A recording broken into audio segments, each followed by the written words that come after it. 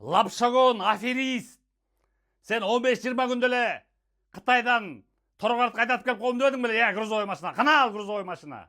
Сен ошентип Топчубаев Памирбек Ералиевич алдап кеттиң уландын $15,000.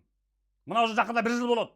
Убада берип келатасың, аягында качып калдың. Камалып кетериңди ойлобойсуң бия $15,000 үчүн.